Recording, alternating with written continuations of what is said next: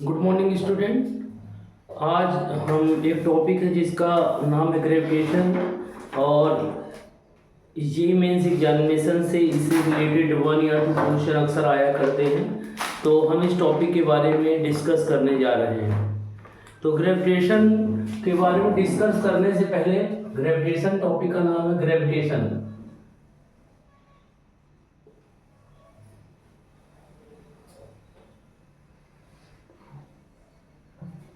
Gravitation का मतलब क्या होता है कि यहाँ पर हम लोग अर्थ क्या करता है कि प्रत्येक बॉडी को अपनी ओर अट्रैक्ट करता है।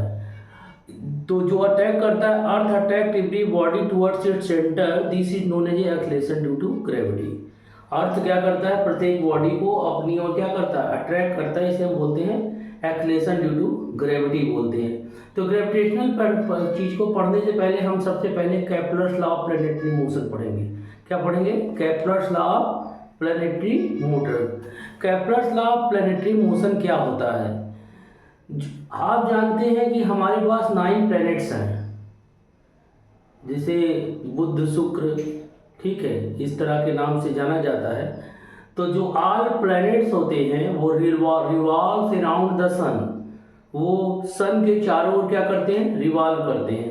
All the planets revolve around the sun and elliptical orbit.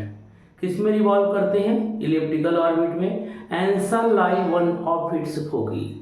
और चूंकि इलिप्स में 2 फोकस होते हैं, इलिप्स में कितने फोकस होते हैं? 2। तो सन उनके किसी एक फोकस पर लाई करता है, ठीक है। दूसरा लॉ क्या है? ये इसे बोलते हैं लॉ ऑफ ऑर्बिट। दूसरा लॉ क्या है? Law of area. Law of area क्या है कि अगर टाइम इंटरवल सेम हो तो वो इक्वल एरिया कवर करेंगे। All the planets cover equal area in equal interval of times, या बोल सकते हैं all the planets cover equal shift in equal interval of times. इसे बोलते हैं लॉ ऑफ एरिया। क्या बोलते हैं? Law of area. Third law क्या कहता है? तो the square of time period of any period. देखिए, जो इलिप्स होता है उसमें 2 तरह की एक्सिस होती है, एक होती है मेजर एक्सिस और एक होती है माइनर एक्सिस। इलिप्स का शेप अभी हम आपको बताएंगे।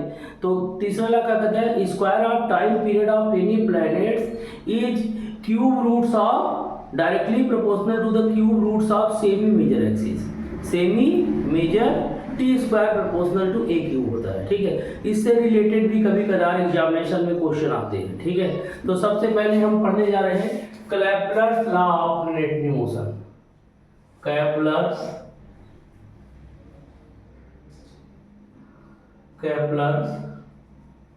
Law of planetary.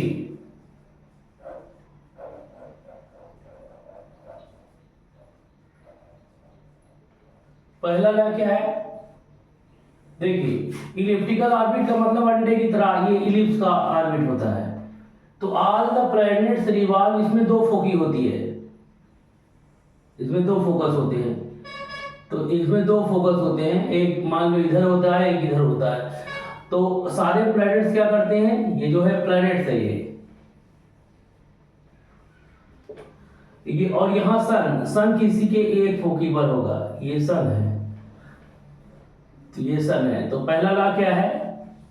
All the planets, इसे बोलते हैं law of orbit. Law of orbit क्या कहता है? All the planets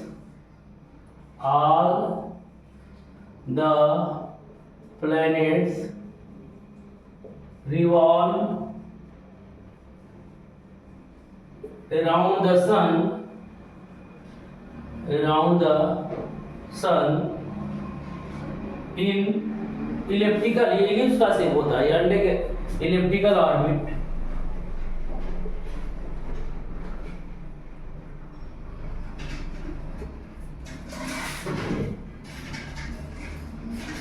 elliptical orbits and sun lies one of its foci। फोकी का मतलब देखो, फोकी को कहा गया क्योंकि इसके 2 फोकस होते हैं, इसीलिए इसका नाम फोकाई भी बोलते हैं या फोकी बोलते हैं। ठीक है, दूसरा लॉ क्या है? दूसरा लॉ क्या है? Law of area, law of area.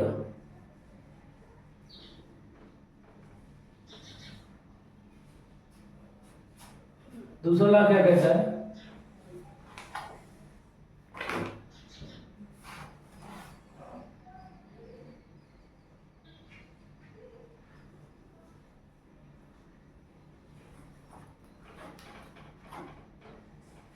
अगर सेम टाइम इंटरवल है तो ये जो है कोई भी प्लेनेट अगर रिवॉल्व कर रहा है, यहां से यहां पहुंच गया या यहां से लेकर यहां तक आ गया, तो ये जो ए से बी है या सी से डी है, इनका और इनका एरिया क्या होगा? इक्वल होगा। क्या होगा? ठीक है, तो बोल सकते हैं planets covers equal shift, हाँ, if planets revolve around the sun, its covers equal shift, या इसी को बोलते हैं it cover equal area in equal interval of time. मतलब ए से बी में जो एरिया होगा वो सी से डी में भी उतना ही एरिया कवर करेगा। डाउट है? यहां से यहां तक आने में भी उतना एरिया कवर करेगा।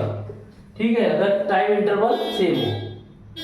तो हमने क्या कहा? Planet revolve around the sun, it covers equal shift, equal area in equal interval of time. ठीक है, थर्ड लॉ क्या कहता है?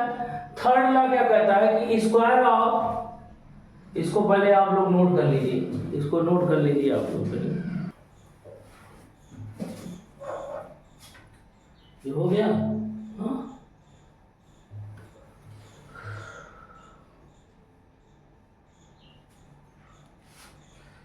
तो आगे देखिए थर्ड लॉ। अब हम इसके थर्ड लॉ को पढ़ने जा रहे हैं। तो टाइम पीरियड, टाइम लग रहा है ना? आप जानते हो कि इलिप्स में थोड़ा सा हम बताना चाहेंगे, जब भी कोई इलिप्स होता है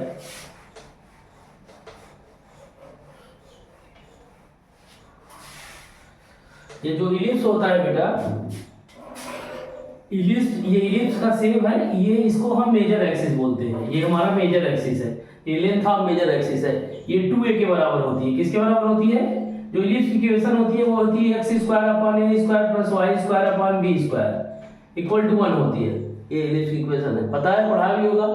और यहाँ से यहाँ तक की, यहाँ से यहाँ तक की जो डिस्टेंस होती है a होती है, और यहाँ से यहाँ तक की डिस्टेंस ये a होती है, ये b होता है और ये भी b होता है। तो यहाँ से यहाँ तक जो डिस्टेंस होती है उसे बोलते हैं मेजर एक्सिस, और इसे बोलते हैं हम लोग माइनर एक्सिस बोलते हैं। ठीक है, तो ये जो डिस्टेंस होती है उसे बोलते हैं length of semi major axis, और ये पूरा क्या है? मेजर एक्सिस है। लेंथ ऑफ मेजर एक्सिस कितना हो गया? 2a, a plus a 2a, और लेंथ ऑफ माइनर एक्सिस क्या हो गई? 2b। लेकिन length of semi major axis कितनी हो गई? सेमी का मतलब आधा, तो a हो गया। तो थर्ड लॉ क्या कहता है? थर्ड लॉ कहता है, थर्ड लॉ कहता है, इसे बोलते हैं, थर्ड लॉ को हम बोलते हैं law of time period, law of time period, time period. तो थर्ड लॉ क्या है? The square of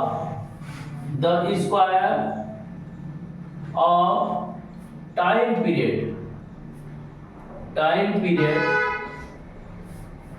of any planets, the square of time period of time period, square का मतलब इस तरह,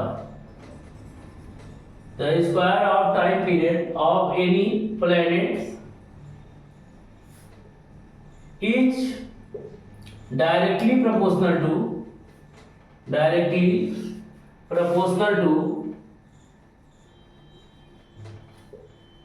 proportional to cube of semi major axis, मतलब t square proportional to A cube.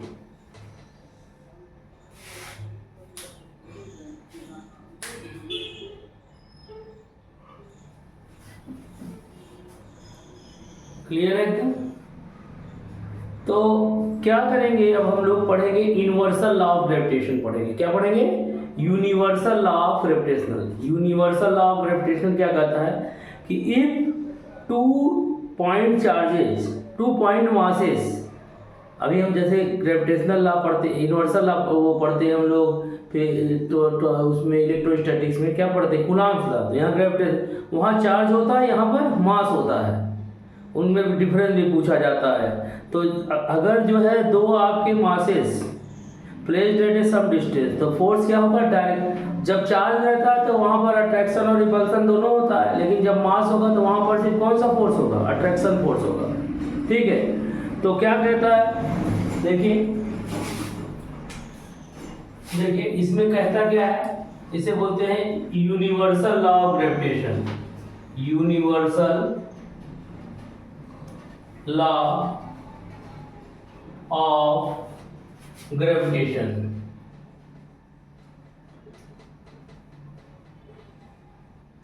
Universal law of gravitation क्या कहता है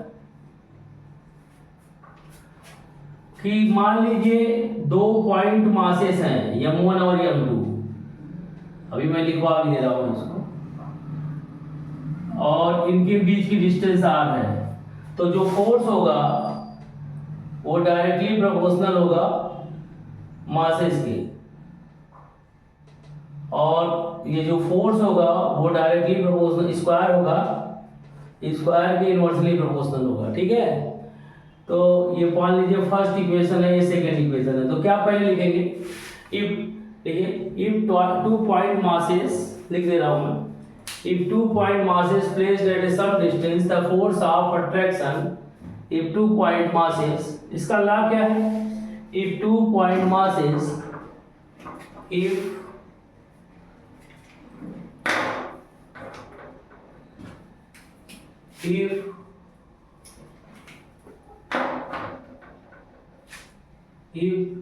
two point masses placed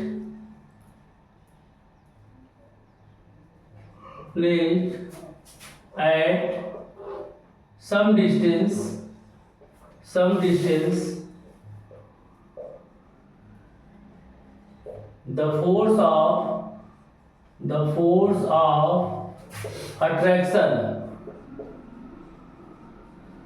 force of attraction is directly proportional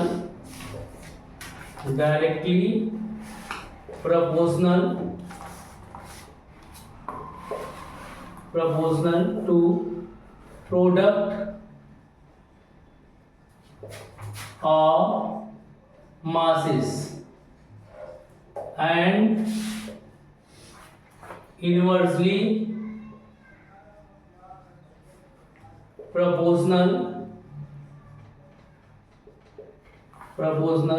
to square of distance between 2 point masses। मैंने क्या बताया? If 2 point masses placed at some distance, the force of attraction is directly proportional to the product of masses and inversely proportional to the square of distance between 2 point masses। इसे note कर लीजिए, इसको note कर लीजिए, फिर आगे बता रहा हूं। हम लिखो consider 2 point masses, paragraph change करेंगे। Consider 2 point masses.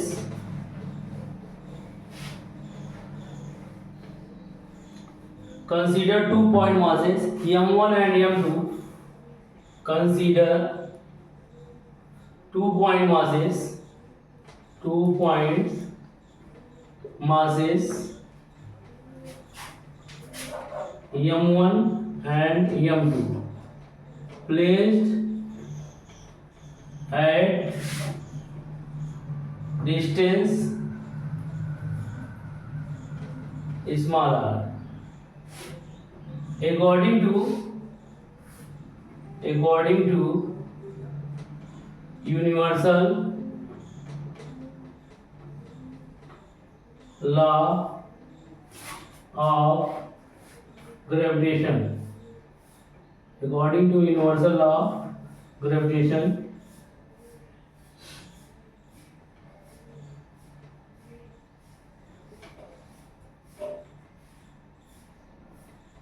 According to universal law of gravitation, यह क्या होगा, यह प्रोपोर्शनल होगा m1 इंटू m2 के ना।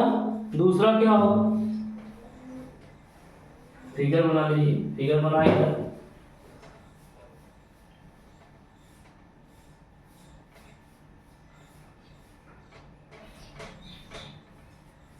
और ये स्क्वायर इसका डिस्टेंस आर है, और इनवर्सली प्रोपोर्शनल क्या होगा,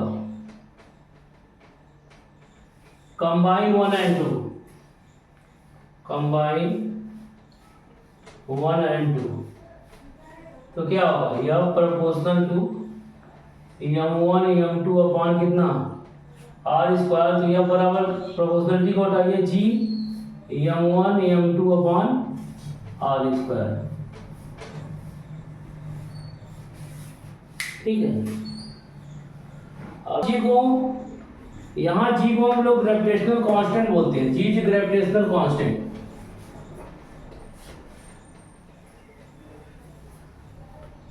जी यहाँ पर ग्रेविटेशनल कांस्टेंट है,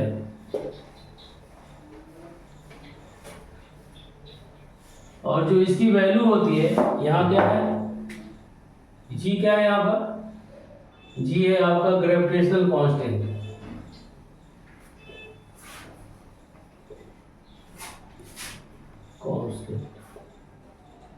और इसकी जो वैल्यू होती है, जी की वैल्यू होती है 6.67 इंटू 10 की पावर -11, ठीक है, newton metre square upon KG square,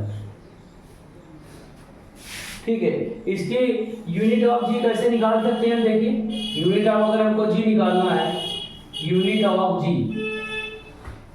जी निकालना है तो कैसे निकालेंगे, देखिए यह बराबर हमारा क्या होता है, जी m1 m2 upon are square. तो जी बराबर क्या होगा, एफ आर स्क्वायर अपॉन कितना m1 m2, एफ क्या है फोर्स है, इसका newton R metre square upon कितना केजी स्क्वायर ना। तो क्या हो गया, यूनिट ऑफ जी क्या हो गया, newton metre square upon KG square, ठीक है। अच्छा, डायमेंशन ऑफ जी, ये क्वेश्चन अक्सर कभी अगर आता है कि डायमेंशन ऑफ जी क्या होगी, तो डायमेंशन फार्मूला भी बोल सकते हैं, डायमेंशन फार्मूला या डायमेंशन ऑफ जी का डायमेंशन क्या होगा, ये भी निकाल लें हम लोग। देखिए जी है, यहाँ यह फोर्स है, फोर्स का डायमेंशन होता है m/t-2, ये क्या है, डिस्टेंस है, r है तो l स्क्वायर हो गया, अपॉन कितना हो गया, ये मास है तो m इंटू m हो गया, मास इंटू मास, ठीक है। तो डायमेंशन कितना हो जाएगा, एक कैंसिल आउट हो जाएगा, तो आ जाएगा m-1 l क्यूब, क्योंकि एक है दो है, और t की -2, तो ये डायमेंशन ऑफ जी हो गया, नोट कर लीजिए। हो गया ना, कोई दिक्कत नहीं। अब आगे देखिए,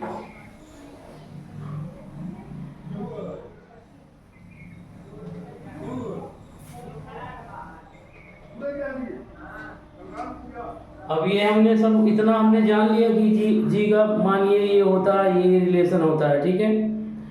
तो आप एक्सेलरेशन ड्यू टू ग्रेविटी जानते ही हैं, हाँ।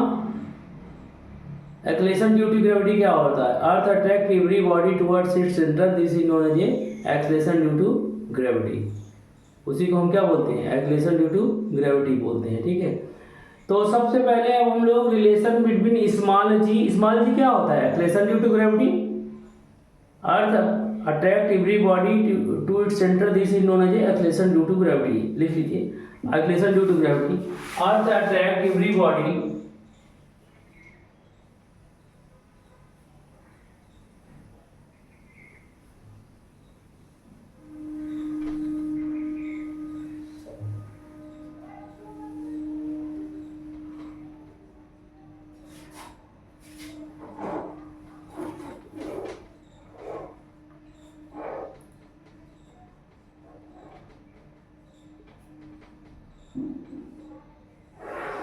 अर्थ attracts everybody towards its center. This is known as एक्लेशन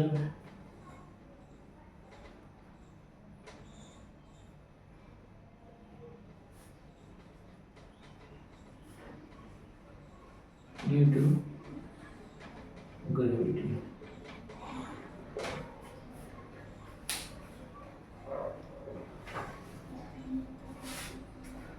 The value of G, the value of G 9.8 metre per second square, या G equal to 980 centimetre per second square.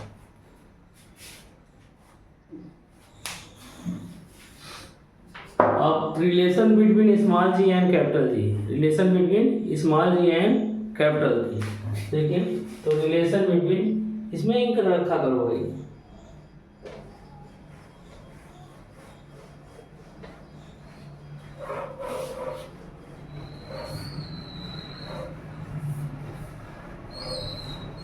देखिए relation between capital G and small g, हमने earth वैसे तो elliptical orbit में होता है, लेकिन हमने मान लिया कि वो एक स्फीयर है। क्या मान लिया, क्या मान लिया, let us consider that earth is a sphere. हमने मान लिया कि अर्थ एक स्फीयर है जिसका मास जो है कैपिटल एम है और जिसकी रेडियस आर ई है। कितना है, R E, capital R E है, ठीक है। और हमने कहा कि एक स्मॉल ऑब्जेक्ट है जिसका मास स्मॉल एम है, placed on the earth surface. वो कहाँ पर रखा हुआ है, अर्थ सरफेस पे रखा हुआ है, तो उनके बीच की जो डिस्टेंस होगी वो किसके बराबर होगी, आर ई के बराबर ही होगी, क्योंकि अर्थ पे रखा है ना। तो हम हेडिंग डालने जा रहे हैं, रिलेशन बिटवीन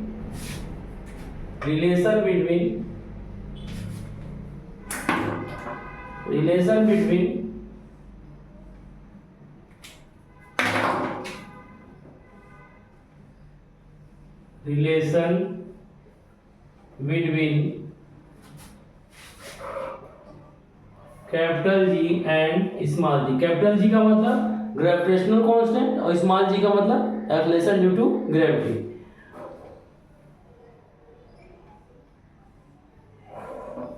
ये देखिए, ये हमने मान लिया कि अर्थ एक स्फीयर है जिसका की रेडियस कितना है, जिसका की रेडियस आर ई है और जिसका मास जो है कैपिटल एम है, और यहाँ पर एक स्मॉल ऑब्जेक्ट रखा गया है, small object placed on the earth surface जिसका मास स्मॉल एम है। तो हमने मान लिया consider earth is sphere, earth is sphere of mass capital M and radius R E.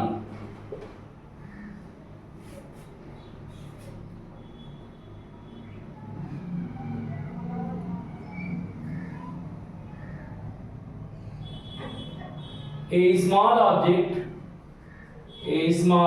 object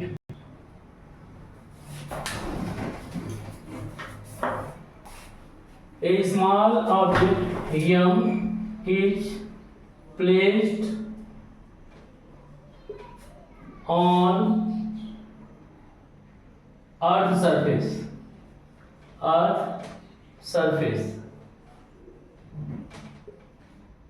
according